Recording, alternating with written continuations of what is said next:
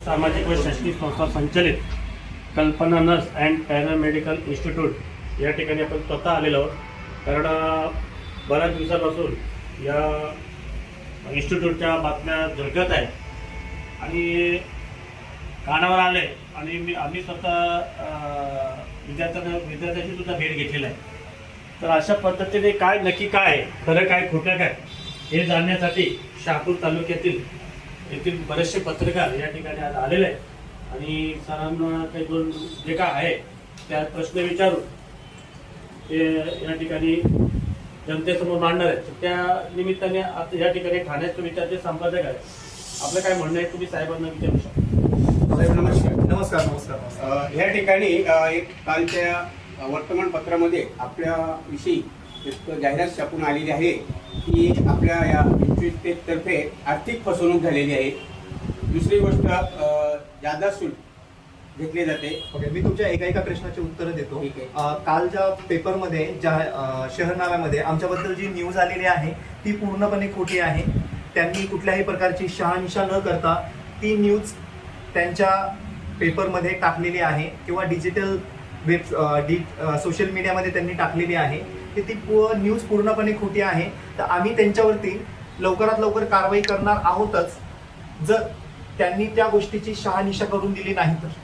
दुसरी गोष्ट, तुम्ही सांगताय की आम्ही विद्यार्थ्यांची आर्थिक फसवणूक केलेली आहे, तर आमच्याकडनं कुठल्याही विद्यार्थ्याची आर्थिक फसवणूक झालेली नाही. जर एखाद्या विद्यार्थ्याची आर्थिक फसवणूक आमच्या कर्मचाऱ्याकडनं किंवा संस्थेकडनं झालेली असेल तर मी स्वतः त्या गोष्टीमध्ये लक्ष घालून त्या विद्यार्थ्याचे प्रॉब्लेम सॉल्व्ह करून देईल. तिसरा त्यांनी मुद्दा असा टाकलेला आहे की 99% विद्यार्थी नापास होतात. सर, 99% विद्यार्थी नापास होतात म्हणजे एकच विद्यार्थी पास झाला का? असं होत नाही सर.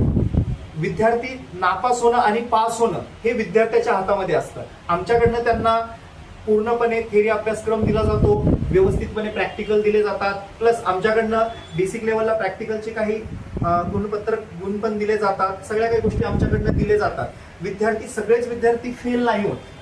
जो एखादा डल्ड विद्यार्थी असेल तो विद्यार्थी फेल होऊ शकतो. आमच्याकडचे सगळेच विद्यार्थी फेल नाही झाले. तुम्ही जर लास्ट इयरला जर गेला तर आमचे जवळपास 80% विद्यार्थी पास झालेले आहेत. आत्ता त्यांचा तुम्ही येणाऱ्या 10 दिवसामध्ये त्यांचा आपण पदवीदान सोहळा पण ठेवलेला आहे. त्यावेळेस मी तुम्हाला सर्वांना तिथे इन्व्हिटेशन पण करेन की आमच्याकडनं आतापर्यंत किती विद्यार्थी पासआउट झालेले आहेत. नेक्स्ट वीकमध्येच आमचा मोठा कार्यक्रम आहे. त्यानंतर त्यांनी असंही सांगितलं आहे की शासकीय शिष्यवृत्तीपासून वंचित ठेवले जाते. शासकीय शिष्यवृत्तीपासून कुठल्याही विद्यार्थ्यांना आम्ही वंचित ठेवत नाही. काय होतं की काही विद्यार्थ्यांचे डॉक्युमेंट्स आपल्याकडे येतात. शासकीय शिष्यवृत्ती जर मिळवायची असेल तर त्यासाठी एक लॉंग प्रोसेस आहे. त्यासाठी आपल्याला विद्यार्थ्यांकडनं OTP घ्यावा लागतो, त्यांचे डॉक्युमेंट्स पूर्ण घ्यावे लागतात. ज्या विद्यार्थ्यांचे डॉक्युमेंट्स पूर्ण असतात त्या विद्यार्थ्यांना जी पण ठरलेली स्कॉलरशिप आहे ती मिळते. पण जर एखाद्या विद्यार्थ्याकडे जर डॉक्युमेंट्स नसतील तर त्या विद्यार्थ्यांना स्कॉलरशिप मिळत नाही. सर, मी काय होतंय इथे आदिवासी सामाजिक शैक्षणिक संस्था असं नाव दिलंय. शहापूर तालुका हा आदिवासी तालुका आहे. मग तुमच्याकडे आदिवासी मुलं मुली या ठिकाणी शिक्षण घेतात का? किंवा त्यांना तुम्ही आदिवासी स्कीम प्रमाणे त्यांना तुम्ही शिष्यवृत्ती वगैरे काय मिळाल्यात का त्या? ओके, बघा तुमच्या प्रश्नाकडे येतो. तुमचा खूप महत्त्वाचा प्रश्न आहे कारण तुम्ही आदिवासी विद्यार्थ्यांचा प्रश्न उठवलाय. मी पण आदिवासी आहे. मी काय बाहेर गावावरनं आलेलो नाहीये. आम्ही पण आदिवासीच आहोत. आमची जी संस्था आहे आदिवासी सामाजिक शैक्षणिक संस्था ही ऑल ओव्हर महाराष्ट्रामध्ये काम करते. आदिवासी विद्यार्थ्यांना आमच्याकडे जे कोर्सेस आहेत, तुमच्याकडे जसं मी माहितीपत्रक दिलेलं आहे, आमच्याकडे ANC नावाचा कोर्स आहे. हा 1 वर्षाचा कोर्स आहे. त्याच्यानंतर OT असिस्टंट नावाचा कोर्स आहे. हा 18 महिन्यांचा कोर्स आहे. त्यानंतर आमच्याकडे ॲडव्हान्स नर्सिंग नावाचा कोर्स आहे. तो 1 वर्षांचा आणि 2 वर्षांचा आहे. हे कोर्सेस जर तुम्ही शहरी भागामध्ये जर करायला गेला, तुम्ही OT असिस्टंट कोर्स ठाण्यामध्ये करायला जात किंवा फीची इन्क्वायरी करा, तिथे तुम्हाला 50 ते 60 हजार रुपये किंवा त्यापेक्षा जास्त फी त्या विद्यार्थ्याला आकारली जाते. पण आपला शहापूर तालुका हा आदिवासी असल्यामुळे आणि आमची जी संस्था आहे आदिवासी सामाजिक शैक्षणिक संस्था असल्यामुळे त्या कोर्सची फी फक्त आम्ही 2000 रुपये ठेवलेली आहे, जी विद्यार्थ्याला देण्यासाठी. आणि असे पण काही विद्यार्थी आहेत जे आम्हाला फी देत नाही, त्यांना आम्ही फ्रीमध्ये ऍडमिशन देतो. आणि असे पण काही विद्यार्थी असतात ज्यांना आई वडील नसतात, अनाथ असतात. अनाथ विद्यार्थ्यांना पण आम्ही मोफत ऍडमिशन देतो.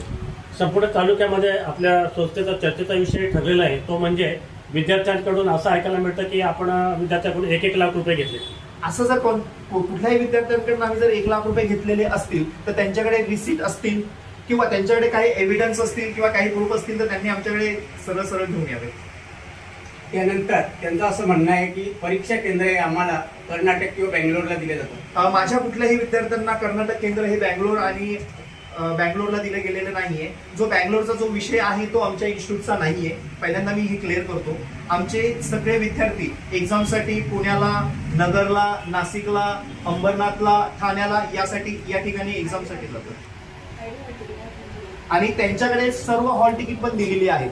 त्यांची एक्झाम सेंटर कुठे लागतात. आता आमची बरीचशी एक्झाम सेंटर जी अंबरनाथला लागतात, ठाण्यामध्ये लागतात, कल्याणमध्ये लागतात. काही एक्झाम सेंटर जी आहेत ही नाशिकमध्ये लागतात, पुण्यामध्ये लागतात आणि हे एक्झाम सेंटर लावण्याचं काम माझं नाहीये. तुमची इन्स्टिट्यूट संस्था किती वर्षापासून इथे आमची जी तसं माझं जर पर्सनली तुम्ही बॅकग्राऊंड जर विचाराल तर मी लास्ट 15 वर्षापासून नर्सिंग क्षेत्रामध्ये काम करतोय आणि आमची जी संस्था आहे इथे 2023 पासून काम करते. या 15 वर्षामध्ये शहापूर तालुक्यातील ज्या मुला मुली शिकून गेल्या आतापर्यंत किती लोकांना जॉब मिळाला? आतापर्यंत तुम्ही जर बघायला गेलात, शहापूर तालुक्याच नाही सांगू शकत मी, ऑल ओव्हर महाराष्ट्राचं सांगतो. आमच्याकडनं आतापर्यंत 10,000 स्टुडंट पासआउट होऊन गेलेले आहेत वेगवेगळ्या कोर्समध्ये. जसं तुम्ही ANC घ्या, OT असिस्टंट घ्या, त्याच्यानंतर तुम्ही DMNT घ्या, त्यानंतर तुम्ही ऑपरेशन थिएटर असिस्टंट घ्या, एक्सरे टेक्निशियन घ्या. अशा विविध प्रकारच्या वेगवेगळ्या कोर्सला आतापर्यंत आमच्याकडनं 10,000 विद्यार्थी पासआउट होऊन गेलेले आहेत. या संदर्भात तुम्ही जर दोषी आढळले तर तुमच्यावर 18 गुन्हा दाखल करू असे त्यांचं म्हणणं आहे. ज्या पेपरने हे छापलेलं आहे ते पूर्णपणे चुकीचं आहे. जर अशी माहिती जर खरी असेल तर आम्ही त्या गोष्टीसाठी सामोरे जाण्यासाठी पण तयार आहोत. आम्हाला काही कुठल्या प्रकारचा प्रॉब्लेम नाहीये. तुमचं असं म्हणणं आहे की दिलेली पूर्ण माहिती खोटी आहे.